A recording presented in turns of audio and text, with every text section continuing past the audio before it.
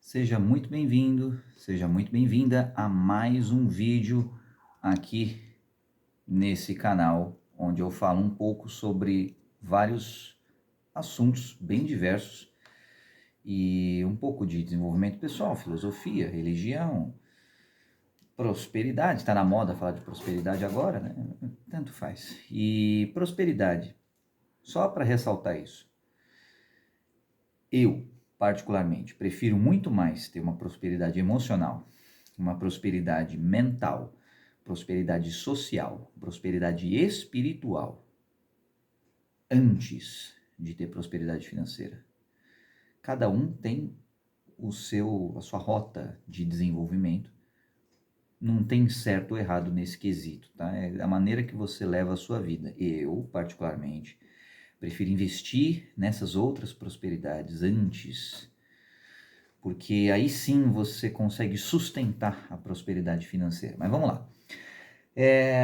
Estávamos falando sobre, no vídeo anterior, basicamente, sobre economia, sobre corrupção, sobre Bíblia, versículos, Jesus quebrando tudo no templo, sobre os Estados Unidos e a Constituição norte-americana e um pouco sobre a seção 8 da Constituição norte-americana, onde terceiro parágrafo fala que o Congresso tem o poder para regular o comércio com as nações estrangeiras e entre os vários estados e entre as tribos indígenas.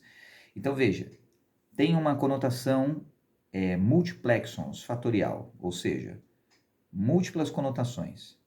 Você tem os vários estados, pode ser tanto dentro dos Estados Unidos, como também estados subrogados a outros países e tribos indígenas, tá? Então eles já colocaram todas essas possibilidades. Para estabelecer uma regra uniforme de naturalização e leis uniformes no contexto ou no assunto de falências através ou, enfim, pelos Estados Unidos, tá? Então, olha só a sagacidade dos caras. Eles colocaram naturalização, ou seja, um estrangeiro que quer se naturalizar norte-americano, e leis uniformes no contexto de falências. Primeiro naturalização, depois falências. Depois, que é talvez a frase mais importante da Constituição inteira norte-americana, é to coin money, regulate the value thereof and of foreign coin, and fix the standard of weights and measures. Em português. Para você criar. To coin, teoricamente não é um verbo, e sim um substantivo, ou seja, é um objeto. Coin, se você traduzir literalmente, é moeda, mas quando você coloca no formato de verbo, você está dizendo que você imprime o dinheiro e você cria moedas. Mas eles colocaram as duas palavras, to coin money. Então, o que era moeda passou a ser dinheiro. E eles juntaram as semânticas das duas coisas. Veja que moeda pode ser moedas de ouro, pode ser moedas de latão, pode ser moedas de ferro, pode ser moedas de prata. Ai. Agora, o dinheiro, a correlação é sempre o dólar, dentro do contexto proposto pelos Estados Unidos. E regular o valor desse dinheiro. E se todo o seu dinheiro não vale nada? E se as suas coins, como por exemplo as suas Dogecoins, não valerem mais nada? E se as suas Bitcoins não valerem mais nada? Como é que fica? Entende? Então, existe, através dessa Constituição, um pressuposto, o qual o valor da moeda é regulado. E, lembrando, valor o quê? Econômico monetário. Em outras palavras, você tem o dólar, que tem o valor do próprio dólar, como lastro para o próprio dólar, quando comparado a outras moedas de outros países. Por isso que logo em seguida, of foreign coin, ou seja, e regular também o valor das moedas de outros países ou moedas estrangeiras e fixar o padrão de pesos e medidas. Esse padrão de pesos e medidas não é simplesmente quilogramas ou libras, mas é o valor mundial de pesos e medidas. Pesos não apenas no sentido legal, no sentido legislativo, no sentido de pena de morte, por exemplo, mas também as medidas, quais são as métricas que serão utilizadas para analisar isso. Veja que estamos falando de uma base constitucional de 13 colônias que foram bem estudadas, bem arquitetadas e cuja origem não teve o contexto, digamos assim, de depósito de pessoas, como o Brasil teve. Ao invés de ser um depósito de pessoas, como o Brasil foi mais um local para se migrar. Então você teve política de cercamento lá na Inglaterra e tudo mais, onde basicamente não tinha mais espaço para os caras na Inglaterra, no Reino Unido, na Grã-Bretanha.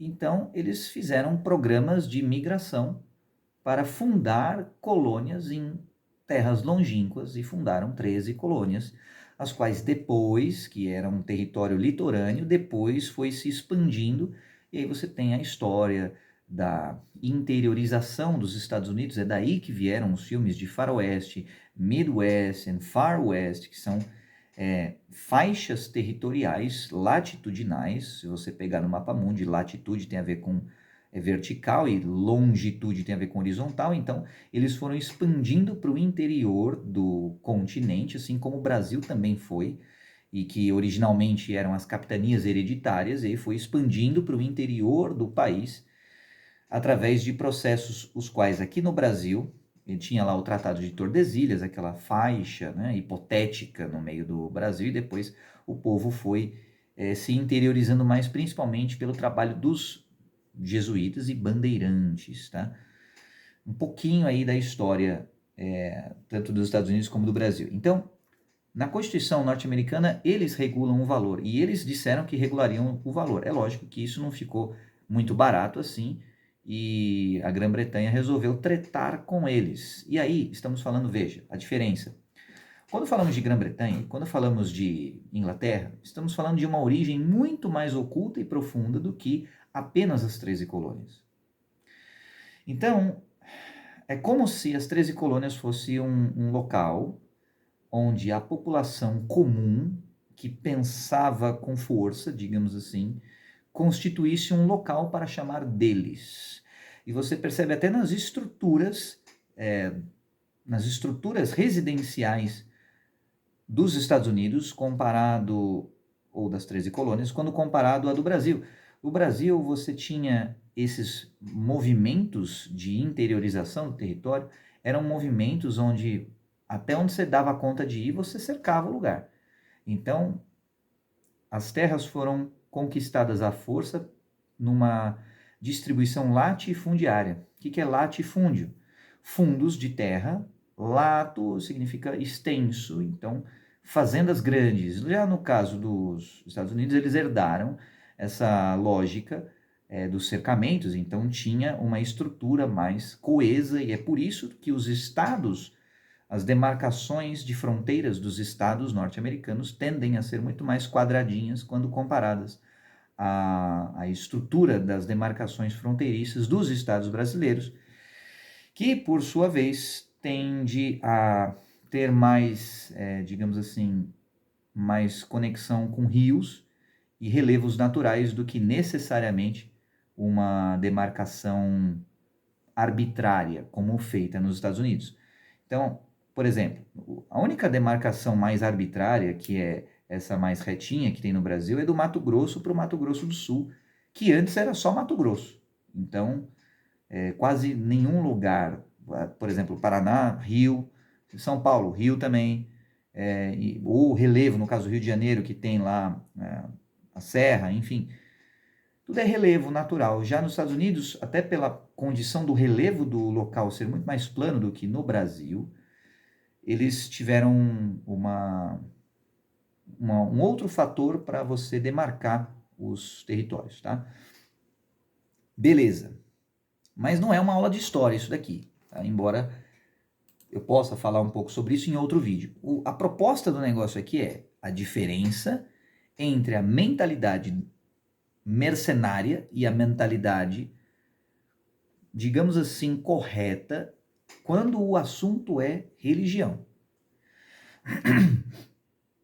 Então você tem, por exemplo, alguns argumentos que são utilizados. Olha, você pagar pelo conhecimento, não se paga mais por conhecimento. Hoje em dia, se você paga por conhecimento, sinto muito, mas você está meio ultrapassado. As pessoas hoje obtêm conhecimento livremente, tá? O novo mercado, digamos assim, não se paga mais por conhecimento. Então as pessoas elas tentam usar o argumento. Então, por que eu vou vender uma mentoria religiosa, né? Por que eu vou vender um ensinamento bíblico simplesmente sendo esse o tema da mentoria?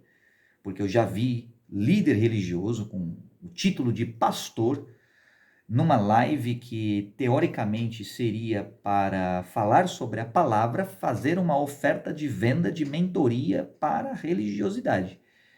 Não combina muito com a proposta, nem com o título do cara, nem com o posicionamento que ele tem em relação ao púlpito. Isso deixou um pouco entristecido em relação ao posicionamento dele, né? Principalmente em relação a como ele lida com a própria unção. Mas aí são questões religiosas e Deus sabe de tudo. Então, quando você joga esse argumento de pagar pelo tempo, tudo bem. Agora, não se valendo do título religioso para você fazer uma oferta, entende? E eu percebi que, no caso, o cara fez uma oferta meio que na cobiça. Então, ele não tinha estruturado nada antes. Ele sequer falou assim, galera, agora eu vou encerrar o assunto religião, vou falar outra coisa. Ele não fez isso. E caiu drasticamente a quantidade de pessoas que estavam assistindo a live dele, porque ele parece que inventou o que ele ia falar na mentoria que ele estava pressupondo vender ao vivo. Então eu vou falar disso, também dá para falar disso, e também dá para falar aquilo e tal. E aí ele inventou um preço, ele pensou na hora o preço lá, ele pegou sabe aquelas coisas assim de, olha, por menos de um cafezinho você pode contribuir, sabe essas ideias? E aí o cara falou assim, quer saber, ó, menos de tanto, você já pode fazer parte e tal. E aí, a leitura que eu fiz da situação foi que a graça saiu, a graça de assistir o vídeo, a graça que o cara estava tendo na hora de falar, os conhecimentos que ele estava citando versículo e tudo mais, aí depois parou com isso e ficou só naquela lógica de compre o que eu tenho para vender. Lembrando que Jesus, segundo João, falou para não fazer da casa do pai casa de negócio. Beleza. Agora vamos ver.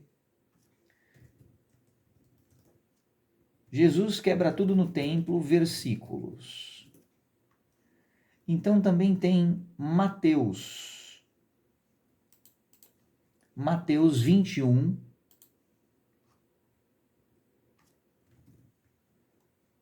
versículos 12 a 17, é o contexto maior, mas também versículos 12 e 13.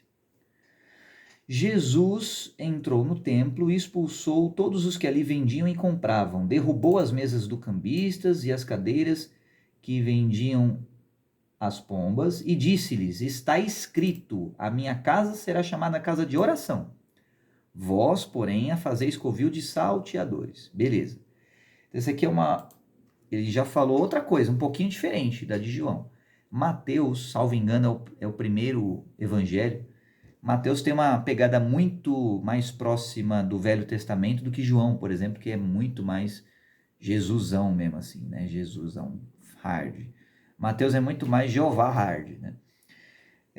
Então, Marcos também é mais para o lado do Velho Testamento. Você tem essa parte aqui do... Vamos ver nas minhas anotações. Eu anotei tanta coisa que eu me perdi aqui nas anotações.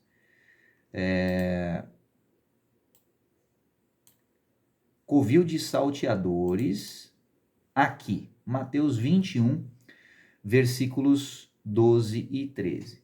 Ok, então, tendo Jesus entrado no templo, e aqui essa tradução, vamos conferir só a tradução que é, para não causar confusão. Mateus. Aí agora eu estou pegando no Bíblia Online, www.bibliaonline.com.br. Você vai lá e encontra.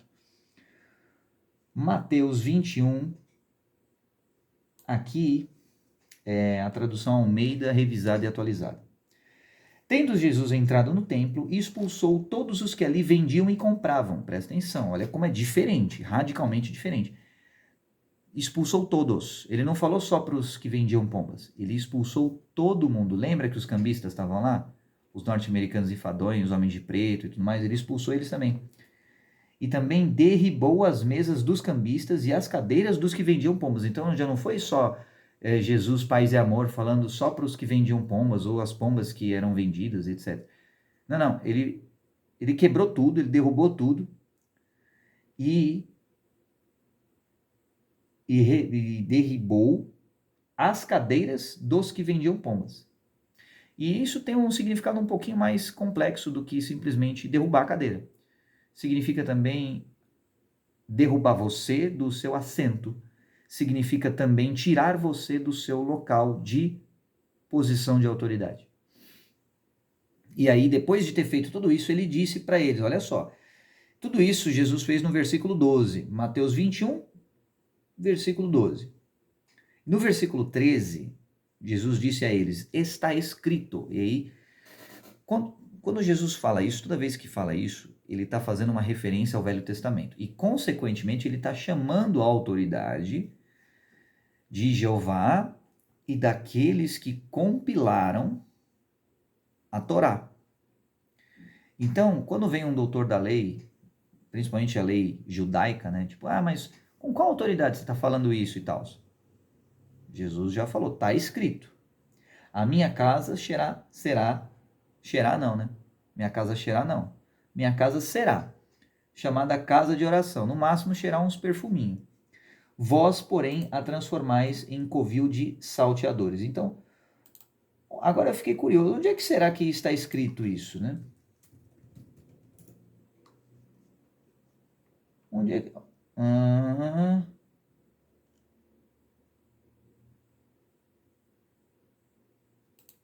Olha, tem algumas referências parecidas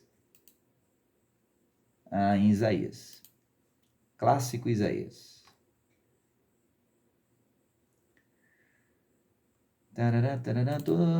Ó.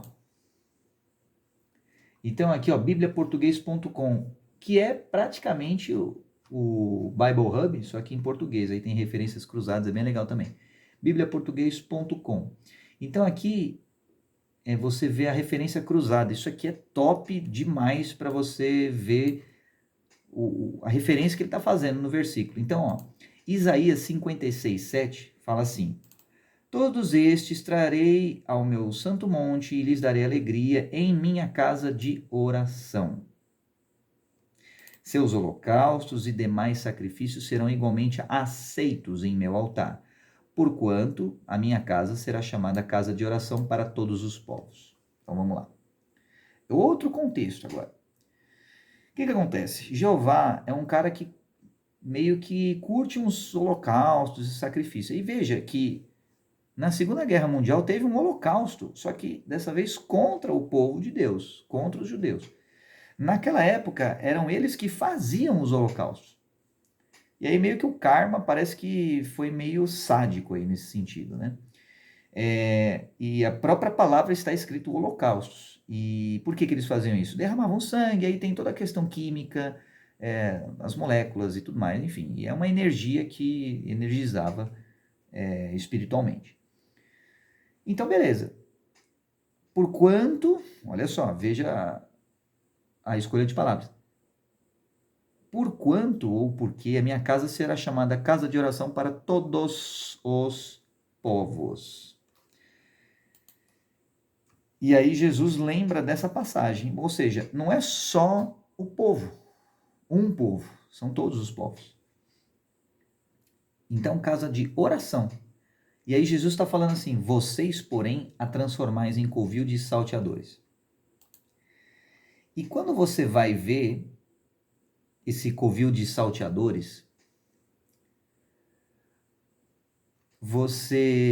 no grego, você vê que é basicamente a caverna, covil, caverna de ladrão. Salteador, num contexto semântico falando sobre ladrão. E aí tem outro versículo que eu vou trazer para fazer esse estudo. Você está aí ainda ou não? Ou já foi já para o astral, para a quinta dimensão? Ó, João 10:10. João, capítulo 10, versículo 10. Presta atenção porque isso aqui é poderoso demais. O ladrão vem somente para roubar, matar e destruir?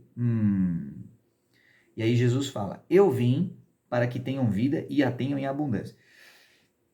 Vamos dar uma mergulhada um pouquinho mais fundo? Novamente, lá fui eu e pegar o texto de 1550. E quando eu fui ver essas palavras que queria dizer roubar, matar e destruir, eu vi que roubar, na verdade, é klepsi. A mesma raiz etimológica do termo klepto, que significa furto. Tanto é que o termo kleptomaníaco significa alguém maníaco em furtar coisas o tempo todo, de todo lugar. Não pode ver nada que não é dele que furta. Então é completamente, compulsivamente escravo da tendência de furtar coisas. Daí que vem o contexto klepto. Agora, eu proponho, tá? Eu não estou falando que é nenhuma tradução original, né? Estou falando que eu proponho uma ótica diferente, uma tradução diferente.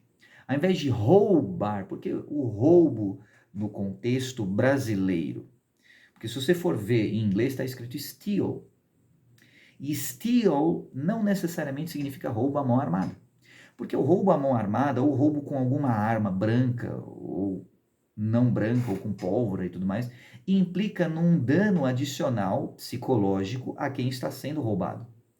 Uma coisa é furtarem o seu celular. Outra coisa é roubarem o seu celular, meterem uma arma na tua cabeça e falar para você passar tudo. Existe um dano emocional adicional que é infligido quando comparado apenas ao furto. E o furtador, o salteador, é diferente do ladrão.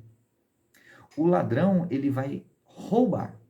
O ladrão, ele tem um nível de, digamos assim, um nível emocional diferente do gatuno, ou do ladino, ou do salteador. O salteador, ele necessariamente precisa ter discrição. Se ele for pego, acabou para ele. Já o ladrão, ele não precisa da discrição. Pelo contrário, ele precisa ser visto e explicitado para que a pessoa obedeça a ordem do ladrão. Então, uma coisa é furtarem algo, outra coisa é roubarem algo. E é por isso que a legislação brasileira faz essa diferença no Código Penal. E é por isso que é importante você saber um pouquinho sobre legislação e um pouquinho sobre Constituição e um pouquinho sobre Bíblia também. Porque existe uma legislação espiritual que fala sobre furto e outra legislação espiritual que fala sobre roubo, beleza? Uma coisa é você catar um cano e enfiar na cabeça da pessoa para que ela passe o dinheiro. Outra coisa é você encontrar uma nota de dinheiro que estava no chão e que era de alguém e você pegar para você, entende? É diferente as coisas. Uma coisa é roubarem uma carteira, outra coisa é furtarem uma carteira, porém, ainda assim, é um crime. Entende? E ainda assim é passível à punição. Beleza. Agora, será que é a mesma punição? Aí depende. Tudo depende, né? Principalmente em qual advogado está advogando, tanto na promotoria como na defensoria.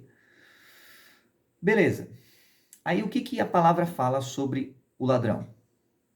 E aí, lembrando que nesse contexto, ladrão, qual que é a palavra? Cleptes.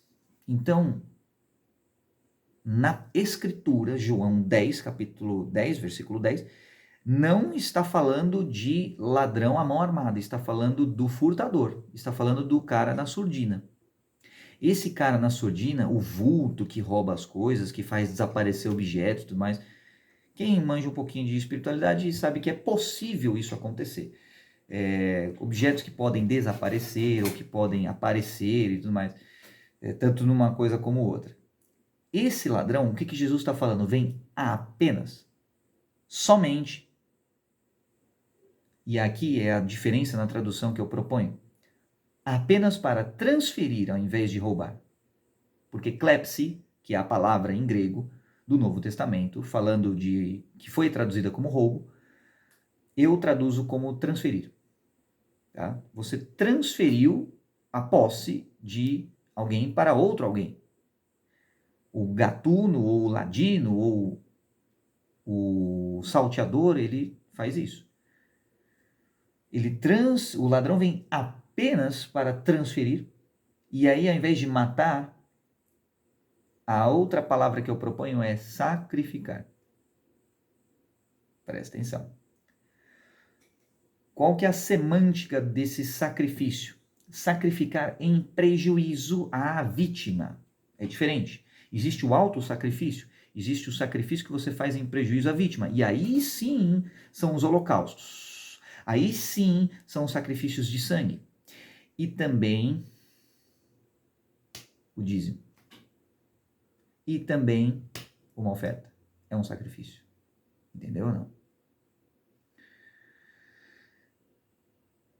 E veja, existem ladrões que, além de transferir, além de sacrificar, eles fazem outras coisas além disso? Sim. Mas aqui é o artigo definido o kleptis, ou seja, o ladrão. Então, se o artigo é definido, no próprio grego existe o kleptis, tá?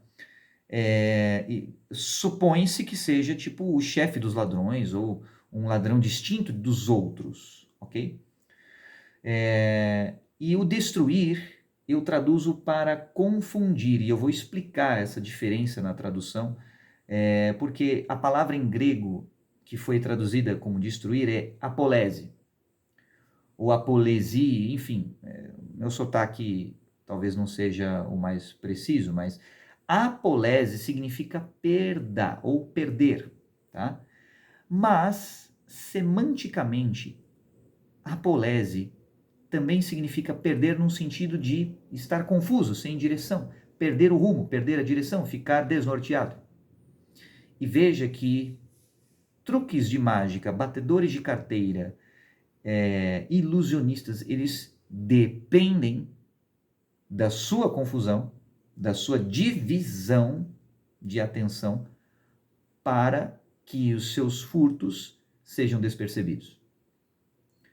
Porque geralmente o batedor de carteira, se é pego, ele vai tentar fugir. Dificilmente ele conseguirá lutar quando pego. Porque chances são de que, se ele for pego, muitas outras pessoas se juntem para bater nele.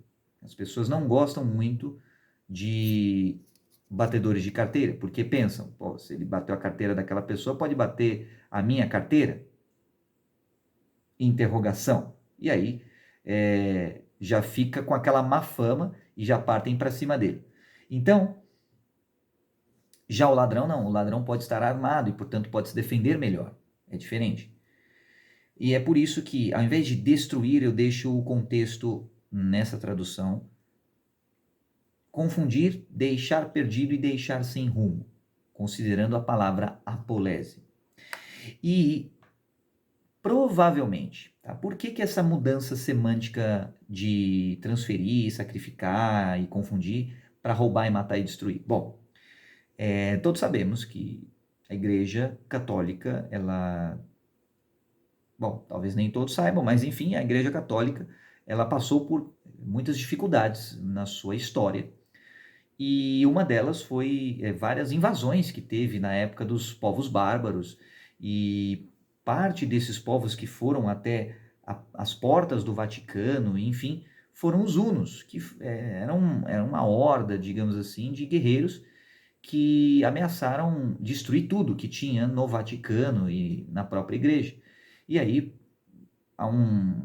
faces a um acordo diplomático, digamos assim, para não falar outro termo, esses caras foram convencidos diplomaticamente a não roubarem, matarem e destruírem. Porém, era comum naquela época dos povos bárbaros e na queda do Império Romano, que isso era uma via de regra. Porém, existe uma diferença distinta entre roubar, matar e destruir e transferir, sacrificar ou subtrair e confundir. Quando você rouba, mata e destrói, você não deixa nada. Então imagina as guerras púnicas, por exemplo, Roma contra Cartago, o Império de Cartago. É dito que na Terceira Guerra Púnica, salvo engano, os romanos foram lá até a região de Cartago, que era no norte da África, e queimaram tudo e jogaram sal na terra, assim, para terminar de deixar estéril a terra. Isso é roubar, matar e destruir. Agora, quando se fala de transferir, sacrificar, subtrair, confundir, não se fala de um dano tão grande assim, porque não é interessante que exista uma morte, pois, caso contrário, não haverá mais de onde tirar, de onde furtar. Então veja que ao invés de ser um destruidor, é um parasita, se você quiser personificar isso de alguma maneira. E aí é muito mais próximo essa segunda vertente semântica de transferir, de sacrificar e confundir, é muito mais próximo à corrupção dentro de uma cidade do que o primeiro significado, que tem muito mais a ver com um inimigo externo. Então, se você tem um inimigo externo, e se você tem um inimigo que está contra você e vem com a horda às portas do teu território, chances são de que ele não vai tentar confundir, ou transferir, ou agir de forma, digamos assim, apenas não tão ruim assim. Chances são de que vai querer roubar, matar e destruir, ou seja, poucas ideias. Então, qual que é a diferença? A diferença é que se você pegar no original no grego, você tem essa segunda proposta semântica de transferir, de sacrificar ou subtrair e confundir. E os ladrões fazem isso. Mas o ladrão faz apenas isso. No versículo está: vem somente para transferir, sacrificar e confundir. E aí você olha para o esquema político do país que você está e veja se não faz sentido isso. E veja se não é exatamente a mesma proposta. Se não parece confuso alguns esquemas políticos, se não parece uma espécie de transferência de capital. E em seguida Jesus fala: eu vim para que tenham vida e a tenham em abundância. Em outras palavras, não existe limite, não existe um jogo de soma zero quando se trata de vida e a proposta da vinda de Jesus. Porém, existe sim um limite de legalidade ou de ação para o ladrão. O ladrão apenas, vamos supor que seja o ladrão mais legal de todos os tempos. Ele apenas e tão somente será um Robin Hood da vida.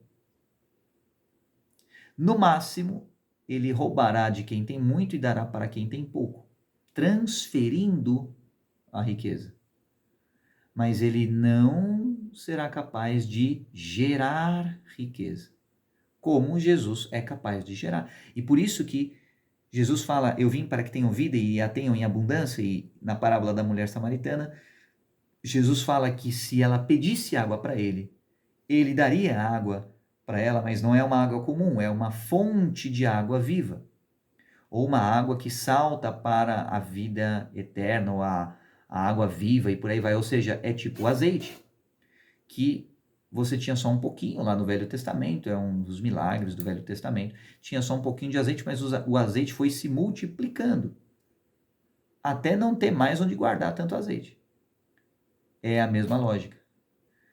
Jesus, que é filho de Deus, consegue multiplicar os recursos. Porém, o inimigo, não. O inimigo só consegue subtrair, ou seja, ele tira, guarda e depois devolve. E o sistema econômico humano, ele tenta imitar esse princípio natural. A inflação, meu jovem que está assistindo isso, independentemente da sua faixa etária, a inflação é apenas e tão somente uma tentativa de imitar um princípio natural chamado reprodução populacional. Então você imprime mais dinheiro, porém você precisa equilibrar e regular o valor desse dinheiro, e aí você decresce o valor do dinheiro e o poder de compra do dinheiro diminui, embora a quantidade de dinheiro disponível no sistema aumente. É o contrário do contexto populacional. Quanto mais pessoas tiver numa sociedade, maior será o poder de processamento mental, emocional, físico, laboral. Veja que as pessoas que são obra de Deus funcionam num fator de multiplicação. Já o inimigo, no contexto econômico, funciona num jogo de soma zero. Isso serve tanto para a moeda fiat, quanto para a criptomoeda, porque a criptomoeda, embora você tenha o halving, né, que é você dividir a quantidade das criptomoedas, e aí você mexe no valor e você mexe na quantidade, mas ela só existe como consequência de um poder de processamento incremental e que aumenta. Ou seja, isso opera um princípio chamado de retorno diminuído. O que é isso? Cada vez mais você vai precisar de mais recursos para obter o mesmo resultado. Então veja que não é tão simples hoje obter um Bitcoin quanto era há 10 anos atrás. Hoje em dia, para você minerar ou obter um Bitcoin, você precisa de um poder de processamento, de um volume de processamento muito maior. Considerando o sistema, a quantidade de criptomoedas, no caso Bitcoin, já disponíveis no mercado, e considerando a consciência populacional das pessoas em relação a isso, a quantidade de processadores, a quantidade de núcleos de processamento gráfico e processamentos lógicos e tudo mais, que estão conectados a essa central de elaboração de problemas, que nada mais são do que buffers, ou seja, amortecedores, que justificam você receber uma recompensa, que ainda assim é operada sob o princípio de soma zero. Ou seja, a mão direita segura, a mão esquerda tira e depois devolve. Entende? É isso. Então, criptoativos, por mais bonitos que possam parecer na teoria, apenas e tão somente são mais uma variante do que de um princípio monetário, econômico, as duas coisas, que é fundamentado no ladrão. E é por isso que você tem uma vertente política e ideológica que fala que o ideal seria se todos pudessem ter tudo, e isso é o que deu origem, digamos assim, ao princípio do socialismo, ao princípio do comunismo. E quando você para pensar na teoria, parece interessante. Mas a consecução prática sempre tem algumas travas. E quais são? Basicamente, a oligarquia capitalista, que basicamente, se formos falar num contexto de de metáfora para tentar ilustrar isso, imagina que o planeta Terra é uma fazenda e você tem vários ranchos, que são os vários países, que são fazendas menores. E o povo são ovelhas que produzem lã, tá? E essa lã é a mão de obra das pessoas. E mão de obra, entenda nesse contexto que mão de obra não é apenas as suas horas de trabalho, mas é a sua dedicação, o seu engajamento mental, emocional e o tempo que você tem. Porque se você não faz nada, mas fica assistindo anúncios no YouTube, ele já lucra com você. E os anunciantes entendem que vale a pena pagar ao YouTube, por exemplo, para mostrar anúncios na plataforma. Porque estatisticamente as chances de alguém comprar alguma coisa aumentam por causa da quantidade de pessoas que estão assistindo o anúncio, sendo expostas à propaganda e ao marketing envolvidos na veiculação dessas mensagens. Então eles contam com o pressuposto neurocientífico de exposição de propaganda para aumentar a probabilidade de compra daquele público-alvo, daquela segmentação ao produto deles, à marca deles. E isso eles não precisam da sua compra, de fato, apenas da sua exposição ao que eles têm para falar. E é por isso que você produz lã não apenas através das suas horas de trabalho, mas do seu tempo de vida. Porém, nem todos os tempos de vida têm um maior output, ou seja, tem ovelhas que produzem mais lã e ovelhas que produzem menos lã. Tem ovelhas que produzem lã de maior qualidade e outras de menor qualidade. E aí, os donos da fazenda começaram a prestar atenção nisso e, como qualquer dono de fazenda, querer que mais ovelhas produzissem lã de melhor qualidade. E eles começaram a ver quais eram os ingredientes que faziam elas produzirem lã de maior qualidade. E eles perceberam que quando as ovelhas estavam felizes, elas produziam mais do que quando elas estavam com medo. E eles acharam isso uma coisa fantástica.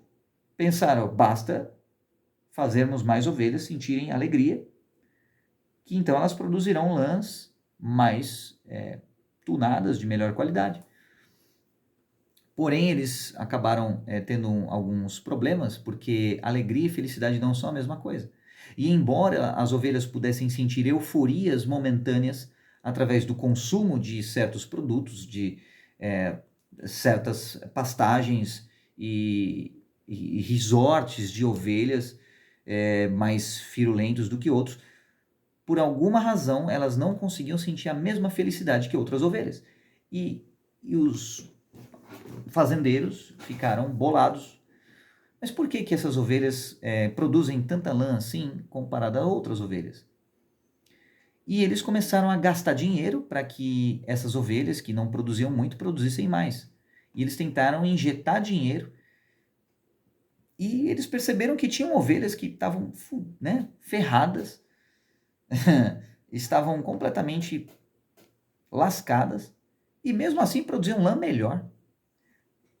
Para fazer uma outra analogia para explicar isso para você, é tipo assim, imagina que você tem aquele jogador no campinho de várzea, ferrado, que joga melhor do que muito jogador de time profissional.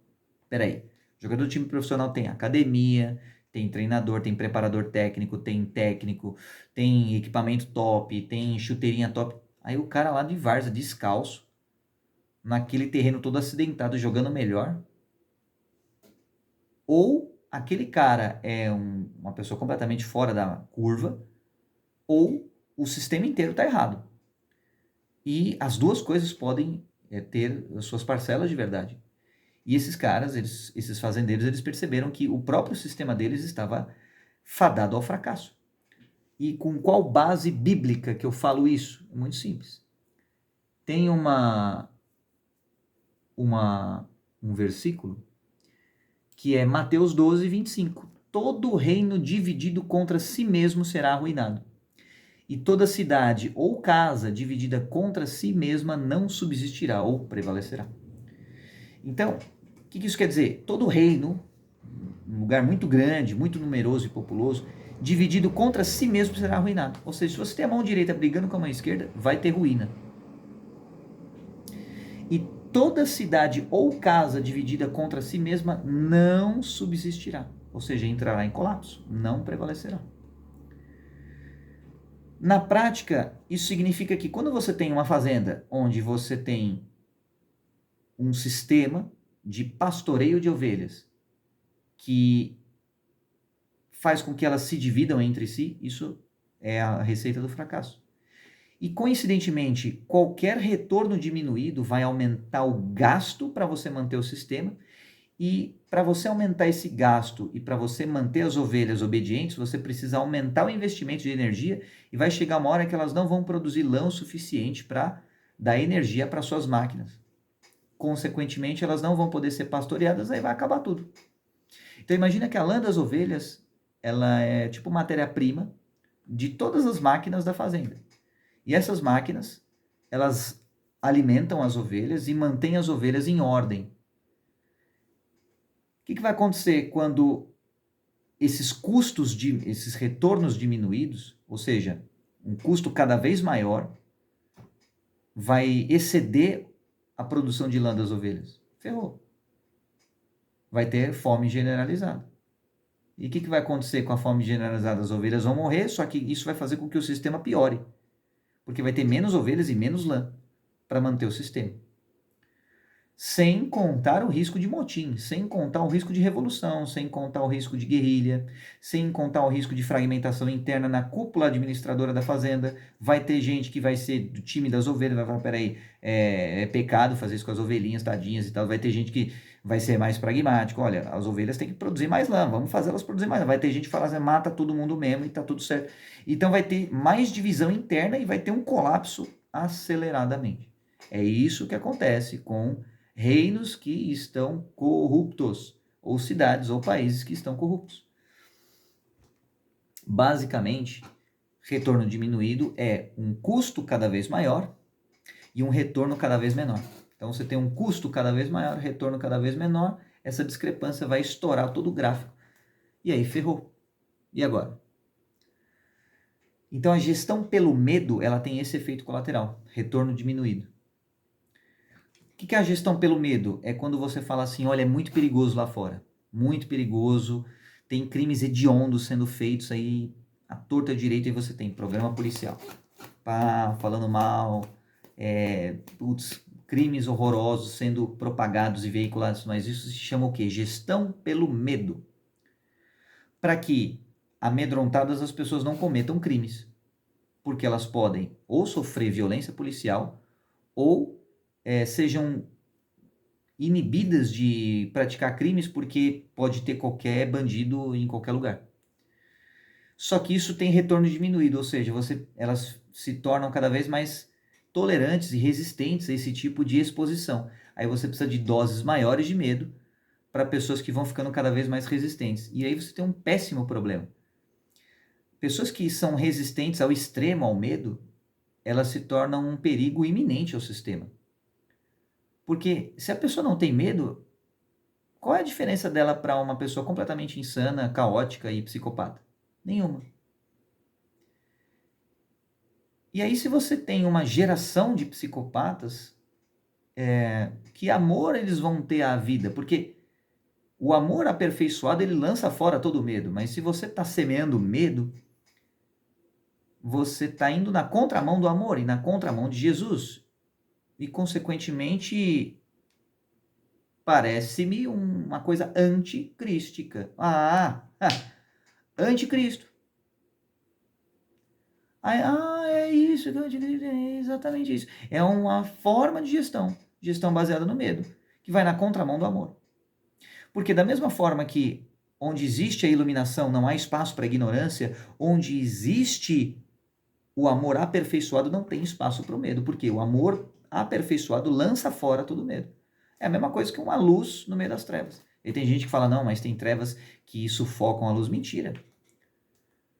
Basta você ter a luz, o combustível para manter a luz queimando, acabou. Aí o que as trevas tentam fazer? Tirar o combustível da luz. Não deixar a luz brilhar. Mas qual que é o medo desse contexto semântico? As trevas perderem o seu espaço. Só que a luz, ela não arranca fora as trevas, a luz transforma as trevas. Qualquer nécio, tá? Qualquer pessoa de pouco conhecimento sabe que qual que é o exemplo extremo das trevas? Um buraco negro. O que tem dentro do buraco negro? Luz. Então é a luz que nasce nas trevas e das trevas. Ora, como é que um bebê vem ao mundo? Através de um útero de uma fêmea, um útero que está o quê? Em trevas. Mas de alguma forma nasce luz nas trevas. É por isso que quando a fêmea vai dar à luz, ela vai o quê? Dar à luz. Não apenas dar a luz dela para fora, mas dar à luz do mundo aquilo que estava dentro dela. E ela gerou aquilo porque antes era só um espaço vazio, antes era só trevas. Mas aí uma semente foi plantada e aquilo se transformou em luz. Então não é que a luz arranca fora as trevas, a luz transforma as trevas.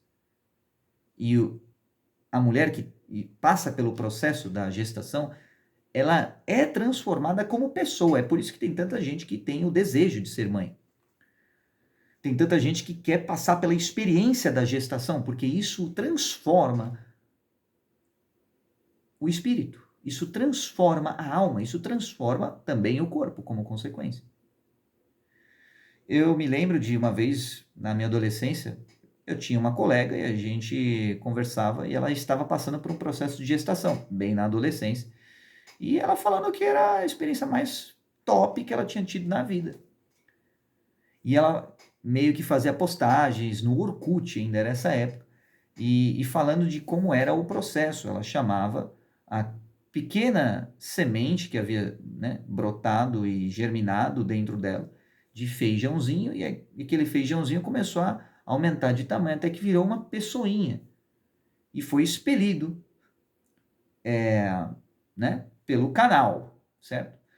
Então, veja que não é que a luz é inimiga das trevas, ou se opõe às trevas, ou agride as trevas, ou arranca fora as trevas. Pelo contrário, a luz transforma as trevas, mas é qualquer luz, é qualquer semente que pode inseminar uma fêmea, um ovo, não é? E é preciso, portanto, ter a semente certa para o solo certo, porque por que será que tem fêmea que quer engravidar, mas não consegue? Será que o problema está nela ou o problema está na semente que está entrando nela? Muitas mulheres costumam achar que o problema é sempre com elas. Nunca, nunca, em nenhuma hipótese, o problema é com qualquer outro fator que não elas próprias. Elas acabam tendo, muitas vezes, esse viés. Ou é o extremo oposto, ou elas acham que o problema sempre é com as outras pessoas e nunca com elas, né? Meio que é uma bipolaridade salutar aí. Mas o que acontece? Será que o problema não está na qualidade da semente? E eu não estou falando que precisa trocar de provedor de semente, mas talvez precisa melhorar na matéria-prima para construir a semente, entende? Talvez a semente não germine porque a matéria-prima que a constitui, não apenas organicamente, mas espiritualmente, não está aperfeiçoada ainda. Talvez a casca da semente, um exemplo, não esteja forte o suficiente para sobreviver até chegar ao ovo, entende? Então, são vários fatores e não é apenas a terra. O problema não está nas trevas, o problema está no tipo de luz que ilumina as trevas. Agora, as trevas sempre existirão e sempre existiram. E é por isso que antes, no princípio de tudo, tinha o quê? Trevas.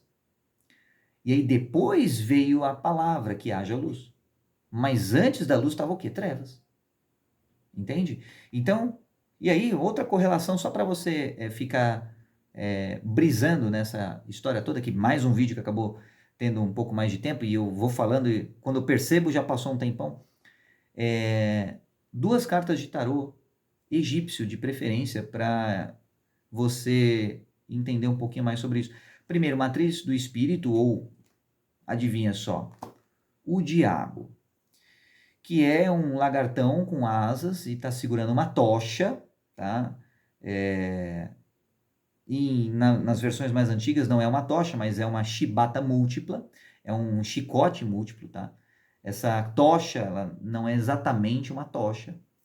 E essa chibata múltipla é justamente para as criaturas com cabeça de bode que estão acorrentadas pelos pescoços, e estão louvando justamente a figura do diabo, que é um lagartão um tanto quanto barrigudo e um tanto quanto adiposo, meio grande, e que parece uma mistura de Bowser, e parece uma mistura também do King Cruel, ou King K. Rool, que basicamente é uma palavra que significa cruel, ou seja, cruel, do Donkey Kong. Então, é um lagarto grande e um tanto quanto espaçoso, certo?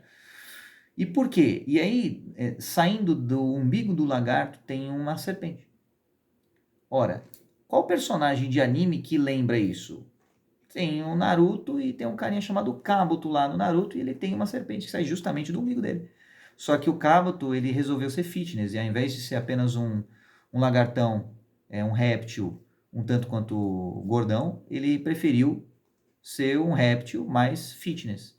E ele tomou muito whey protein e ficou bombadão, ou bombadinho, enfim. E aí ficou magrinho com a barriguinha lisa, mas com a serpente saindo do umbigo. Então, o que significa serpente? Sabedoria, sede sábios como as serpentes. Mas por que saindo do umbigo? É o plexo solar.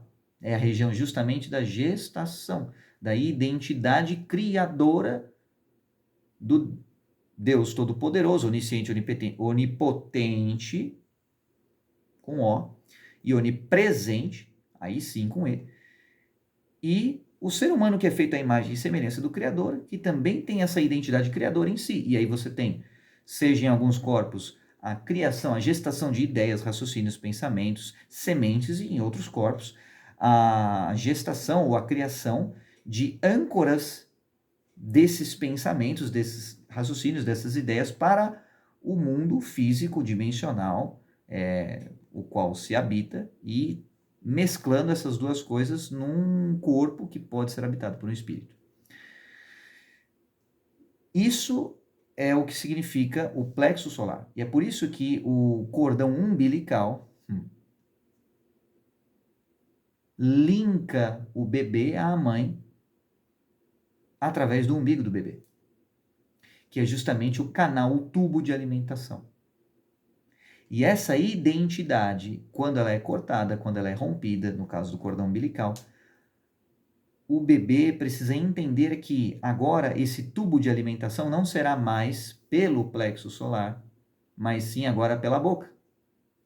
E a conexão do bebê com a mãe não mais será telepática, como costuma ser quando o bebê está coabitando no corpo da mãe, ambos estão unidos pela placenta e tudo mais, então existe uma conexão neurológica entre o bebê e a mãe, mas agora a conexão não é mais telepática, a conexão agora é como? Laríngea, e aí o bebê precisa chorar, precisa verbalizar as coisas, e aí se faz a palavra de novo. No princípio era o verbo, e o verbo estava com Deus, e o verbo era Deus. Veja que ao nascer o bebê verbaliza, e com isso prova que tem vida em si. E com isso se conecta com a sua mãe e com as pessoas ao seu redor. E é isso que significa o poder da palavra, o poder do verbo. É quando você usa a estrutura que você tem corpórea para dar forma ao que antes era apenas mental. A habilidade no uso dessas formas é todo um nível enfim, de proficiência que você pode ter. Ou seja, é aí que faz a correlação, referência cruzada lá em Provérbios, que é a língua, os lábios, a boca e a palavra que fala que pode ser de vida ou de morte. Existem palavras que você imbui, você mistura uma energia de vida, que nada mais é do que uma energia cardíaca, uma energia que é um amor incondicional, é uma fonte de água viva, que lança fora todo o medo. E por que a correlação com a região do plexo solar? Porque é justamente a região dos seios que amamentam, mas também do peitoral que protege. Dos seios que nutrem, mas também do peitoral que provê. Então, é essa vibe, essa região a qual você pode mesclar através das suas palavras que saem da sua boca. E você pode ou trazer vida em abundância, como também você pode trazer morte. E a frequência da morte é uma frequência mais baixa, é a frequência mais de sobrevivência. E pessoas tolas costumam achar mais fácil gerenciar uma fazenda do que uma sociedade. E aí tentam reduzir a sociedade ao tamanho de uma fazenda, ao tamanho moral, ao tamanho de desenvolvimento humano de uma fazenda, ao invés de fazer o upgrade da fazenda humana para uma sociedade de verdade. E eles temem perder o controle, a gestão, perder o rumo, o direcionamento da evolução da sociedade ao, entre aspas, fazer esse upgrade ou dar mais poder às pessoas segundo a mentalidade deles, e não é assim que funciona na prática. Nada mais. Se você vê na prática, as pessoas só querem ser felizes e essa felicidade é bem básica. Não, as pessoas não querem muito, mas esse básico ainda não é proporcionado pelo sistema porque opera insistentemente numa lógica de medo. E esse medo traz esses retornos diminuídos e isso gera uma tensão constante e um risco de colapso constante. Então, novamente, segunda parte aqui da questão de corrupção e tudo mais, tem mais coisa para falar. Então, essa parte que era para ter meia hora ficou 1 hora. Por enquanto, fica por aqui, intervalinho. Novamente, as bênçãos da primeira parte continuam empoderadamente e exponencialmente aumentadas aí na segunda parte.